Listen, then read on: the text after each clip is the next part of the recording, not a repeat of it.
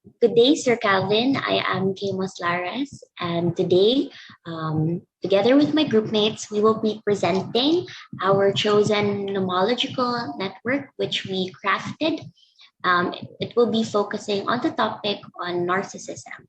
So, without any further ado, allow me to present to you the overall nomological network that we have created. So as you can see, the chosen topic in which we are interested in is on narcissism. So this is the main variable that we would like to get to know more about. So underneath it are the following constructs that we have identified that can be associated with narcissism. What are these? The first one is on emotional response, and observable manifestations underneath it is on our anger, arrogance, shame, and envy. Aside from that, we also identified an individual's upbringing, which involves the following observable manifestations underlying it.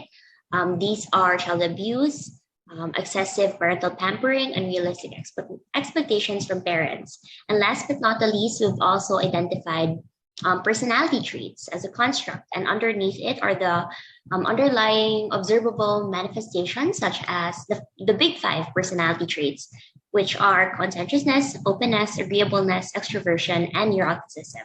To further discuss more on the constructs and the variables that I just presented to you, let me call on Margaret and Kate to discuss it more.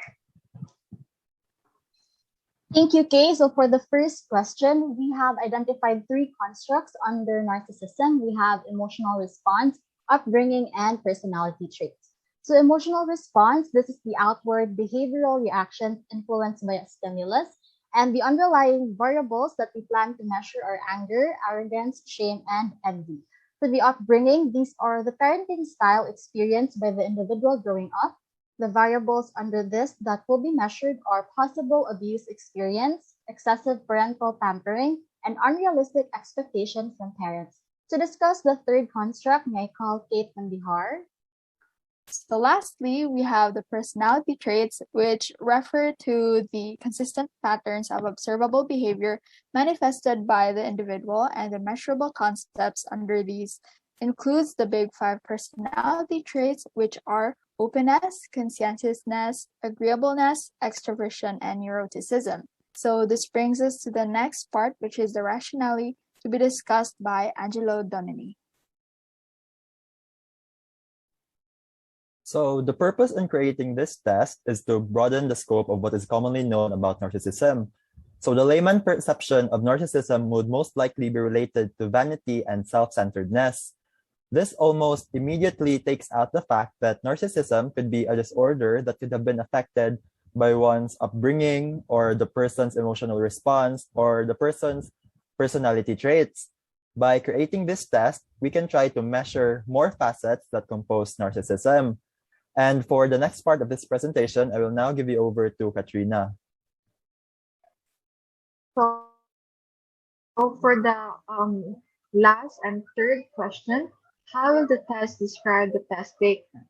Simple. The test will be able to describe if the test taker is narcissistic or not. That is it. That's the end of our presentation. And just to introduce, of course, the group member, my co-members who just presented, Kate Mandihar. With me was Kate Mandihar, Margaret Uano, Katrina Binuman, and Angelo Nunez. So thank you, and I hope that you found our nomological network and this presentation insightful.